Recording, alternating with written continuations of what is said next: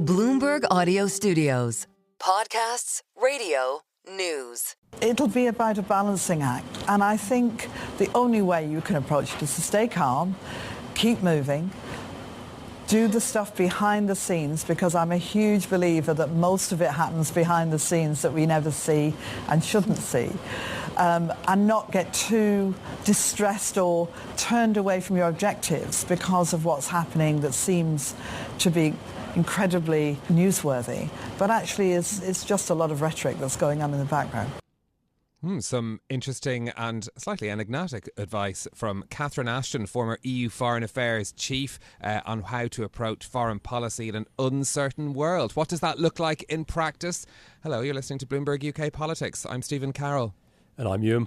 Welcome to the programme. Well, it's been a week of fielding difficult questions for the government about the country's financial future. But today, the Prime Minister's facing a different sort of challenge. He's just landed in Ukraine for talks with President Volodymyr Zelenskiy.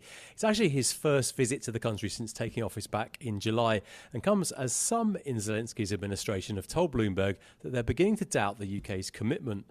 We've learned that officials close to the leader have privately expressed disappointment in the UK Prime Minister for some months now, and worry that he's been following President Biden's cautious approach to the conflict.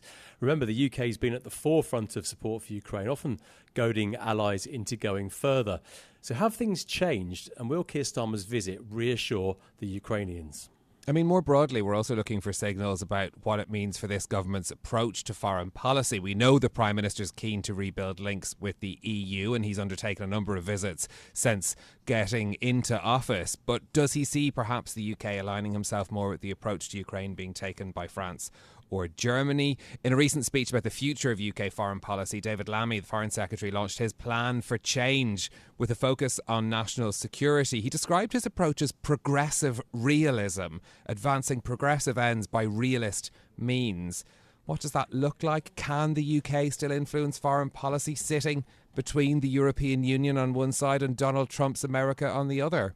Let's discuss with Evie Aspinall, who's director of the British Foreign Policy Group, who joins us. But great to have you back on the programme, Evie. Let's start off then with Ukraine. Should we consider that the conflict is as big a priority for Keir Starmer as it was for the previous Prime Ministers, Rishi Sunak and Boris Johnson? I think the reality is that it's still the top priority in terms of national security. It's the biggest threat to UK security across the board. But there's also the reality that we're expecting, Donald Trump's about to come in, a big change in kind of US approach to Ukraine is expected. And also there's a wider conversation about the reality that Ukraine isn't winning the war, and kind of the calculations around Ukraine are changing much more to kind of what Ukraine looks like post-conflict. And so inevitably that's changing the kinds of support that any government, I think, would be willing to give. So I don't think Starmer himself is any less committed to Ukraine, but I think that the kinds of support that we're willing to give are changing in response to the conflict and the wider environment. It does sound like there are concerns in Kyiv that things have changed, they've subtly shifted in the UK over the last 6 months or so. Has there been any material change in the UK's commitment? The government points out they've made indefinite a commitment by Sunak to give £3 billion a year of military aid to Ukraine. So is there any material difference? I think it's really hard to quantify because there's so many different types of announcements that all get kind of reshaped and repackaged and re-announced again. We are doing quite a bit, and this trip to Ukraine will see the government announcing a 100-year partnership with Ukraine, which is a big step, but kind of looks to the long-term future of Ukraine, which I think is a really positive step. There will always be calls, I think, in Ukraine for more, particularly when it comes to military, and Europe is increasingly nervous about that kind of support, because they're not sure that Ukraine can actually win the war. So perhaps on the military side, we're not doing as much as, stepping up as much as we had in the past. But in other areas, I think we're trying to find opportunities to cooperate and support Ukraine where we can. More broadly, what is your view of this government's approach to foreign policy so far? We're enough into the term of government now that we do have some clearer ideas, but the domestic issues have been so pressing, particularly on the economic front, that perhaps we haven't heard as much about foreign policy issues from this government? Yeah, it's interesting. I think there's so much going on domestically that the international offer gets drowned out. And when it doesn't, it's actually because it's a big global crisis or challenge.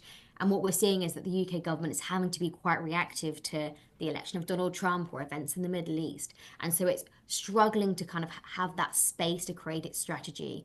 It's announced a couple of reviews, which will be coming back with evidence in the next and recommendations in the next few months. So I think we'll have a bit more of a sense then.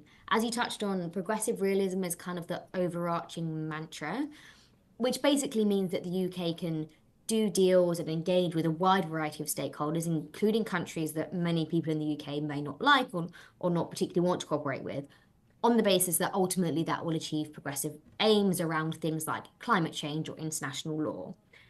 A lot of that is quite fluffy and quite hard to quantify, and it's very difficult to say, oh, actually, we've done this deal with Saudi Arabia, and ultimately they have now made these commitments around climate change. That's a very hard line to draw. So I think it will be difficult to show that this is working. And at the moment, I think there's a lot of questions about what it means and difficulty seeing it in practice. So there's a long way to go to kind of turn that into a real program of foreign policy still. You were at the Locarno speech by the Foreign Secretary where this progressive realism was trumpeted. One of the things that David Lammy mentioned was the approach to China. Of course, we've had Rachel Reeves's visit there last weekend as well. How much scope does the UK have to deviate from US policy on China, especially with Donald Trump in the White House? I think the reality is pretty limited, and actually conversations I've had with people fairly close to Trump have been fairly clear that China is his number one priority and his number one kind of thinking, or in what he's most likely to push the UK on. There'll be a bit about European security as well and increasing defence spending.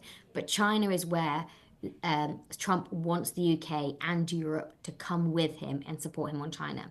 So that makes the UK's current position quite tricky, because in the last couple of months we've moved closer towards China. Now, that might have been strategic, and you're closer and then you can move from that position further away, but you end up closer to where you started. So there's a logic to it, perhaps. But it does put us in a difficult position, because actually we're already seeing Trump getting frustrated with a lot of European countries when it comes to China. And he will be forthright. I think the questions around a potential US-China trade war are looking increasingly likely and increasingly real. And so the UK will be caught in the middle. And realistically, we're going to go with the United States over China. That's our long-standing relationship and ally. So I think it's a case of when we move back to kind of a more US approach to China, not if. But I wonder how the European approach to that, or the continental European approach to that, contrasts with that, because the European Union has been trying to sort of carve out a slightly different position on China. And does the job of Foreign Secretary now with Donald Trump and the European Union become more difficult than it has been before, when more positions are going to diverge? Absolutely. I think David Lammy has a very difficult task ahead. Fundamentally, his views on foreign policy differ so fundamentally to what Donald Trump's views are. And in Europe as well, you see a lot of fragmentation between countries within the EU on a lot of these key issues. Countries like Hungary, for example, moving much closer to Russia and China against kind of the issues. Germany, for example, is trying to pull everyone back together, and so is France. It's a very difficult environment. And one of the biggest challenges we face is that, say, on things like climate change, there are very few people and few nations that are willing to go at the forefront of it and do climate leadership, global leadership in general. And I think that's going to be a real challenge. If there's no one out there to lead, the UK either has to step in, or actually there's going to be a whole range of things that we benefit from, free trade, international law, which are going to be at risk. Perhaps the answer to this is you don't know, but we've heard the rhetoric from Donald Trump about ending the war on day one when it comes to Ukraine. Do we know any more about what that means? Not a huge amount, and he's also started to shift it, and now it's sort of 100 days, and the timeline is starting to shift. And I think the reality of doing it in 1 day is obviously slightly farcical. But I think we've seen, even with the ceasefire deal in the Middle East, a lot of people are nervous of Trump, and they want to get deals done quickly. They want to not have him kind of beaming down, spouting his views and kind of throwing spanners in the works. So we've seen it in the Middle East. There's a possibility we see it in Ukraine as well. And fundamentally, Ukraine's position will change once Donald Trump comes in, because he will be significantly scaling back US support. Europe is going to try and step in, but fundamentally, there's a huge gap when it comes to defense spending and the amount that would be needed to properly support Ukraine. that will bring Ukraine to the negotiating table, as will probably Russia, who will be, I think, the kind of getting quite war-weary at this point. So I do think we're moving to a point where actually some kind of agreement will be made. The challenge will be whether it's agreeable to Ukraine and whether it's agreeable to actually the UK and other Western allies, or if it's forced upon us by the United States. You mentioned the developments in the Middle East there, the news of the ceasefire and Israel now pointing to perhaps some delays or problems with the deal, and that's a story that we've been watching closely. But, the Middle East conflict was a very difficult issue for Labour running up to the election. I wonder now that there looks to be a ceasefire on the way or agreed, whether we might hear more from this government on the Middle East and perhaps being more active in that region. Yeah, definitely. I think it's been a very difficult subject for the Labour Party. It's fundamentally divided within the party on a lot of these issues, and people feel very, very strongly. So I think it's been very cautious to say too much or to offend anyone in any direction.